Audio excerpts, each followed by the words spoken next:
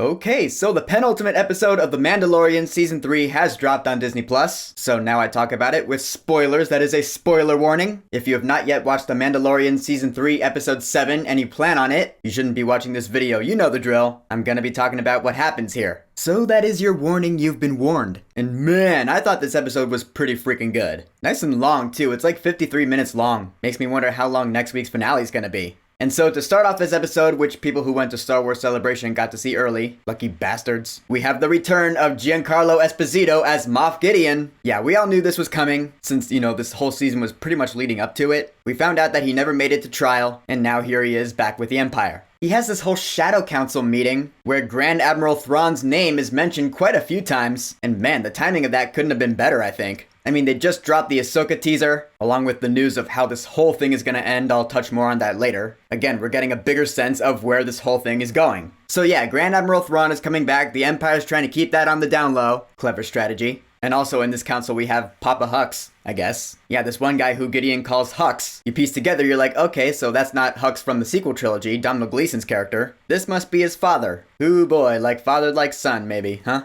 I like that Easter egg. And so Moff Gideon, he wants to get rid of the Mandalorians once and for all. That's his big motivation, at least for this season. Alright, so back on Navarro, both the Mandalorian clans, they come together, but I'm just gonna skip right to IG-12. Yeah, so that from episode 1 of this season, that's come back. It's paid off now, so basically, they've turned IG-11 into just a straight up vehicle for Grogu. The droid no longer has a mind of its own, it's become something for Grogu to drive around. Which I really like, I'm not gonna lie. And the fact that it has little buttons for it to say yes and no, you gotta think they brought back Taika Waititi to say yes and no. That's pretty funny. And again, the fact that Grogu is so much smarter and more sentient than he appears. When Din Djarin's like, he's too young to operate that thing, he's like, no. And then Greef Karga's like, I think he wants to try it out. And then he's like, yes. It's like finally Grogu has a way to communicate with people. That's great. And so with our troops ready, we are off to Mandalore. We're gonna retake this shit once and for all. And when we get there, we discover that there are more Mandalorians on Mandalore. And I'll admit, one of their faces looked familiar. I can't name where I saw him before, the black one. But it's cool, even more soldiers for the fight.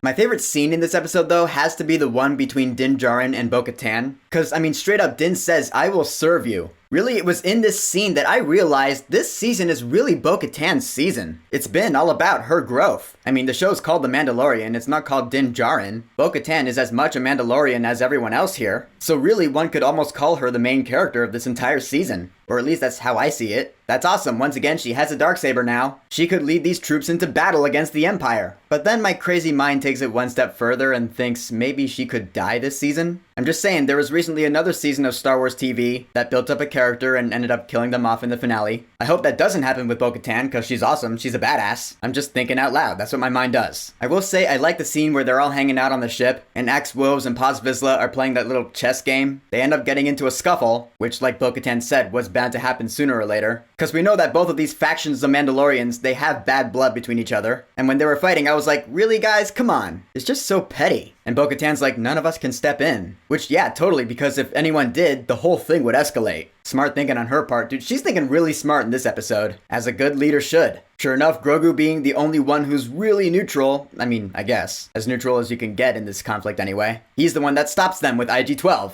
And the two fighters took him seriously enough to be like, alright, we're cool. That was funny. Eventually, they all get back to the Great Forge. And I'm telling you, it felt like the dwarves first stepping back into Erebor. Because they're like, holy shit, this used to be our home. This was once a great place. Yeah, it felt like Desolation of Smaug, totally. Which is awesome. But then they're ambushed by the Empire. Because we knew they were coming. During this whole excursion on Mandalore, I was all like, I got a bad feeling about this. Yeah, I could feel the tension. I was like, the axe is gonna drop, and I just do not know how. Because of that whole Empire scene in the first 10 minutes of this thing. And Moff Gideon going, I want to get rid of the Mandalorians once and for all. And so now here's the Empire. And their new dark troopers that look like stormtroopers. I was like, what are these things now? Are they people? Are they droids? Are they clones? They're not clones. Or are they? I don't know. They're new dark troopers though, with new Beskar armor, led by Moff Gideon in, holy shit, that is badass armor. His helmet has like a little crown thing, man. Oh, the cape and the boots. I'm just saying, that looked pretty damn cool. And so he comes down, they capture Din Djarin. Why Gideon didn't just kill him on the spot, I don't know. And so the rest of the Mandalorians, they get out of there, they get out of Dodge. But Paz Vizsla, oh man.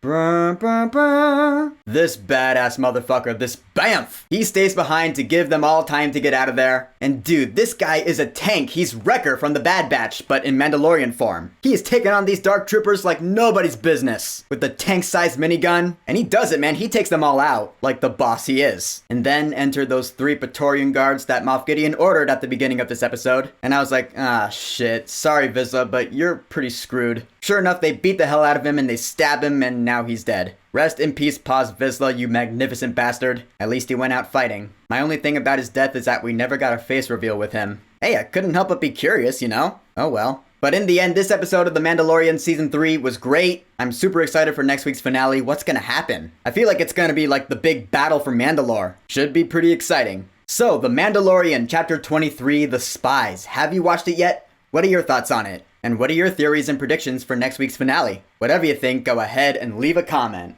And of course, thank you for subscribing. Now, if you'll excuse me, have you heard all those Max announcements? With the name change and the Penguin and Creature Commandos casting and the Harry Potter series? Ooh boy, I'm gonna need a minute to let all that soak in. Peace!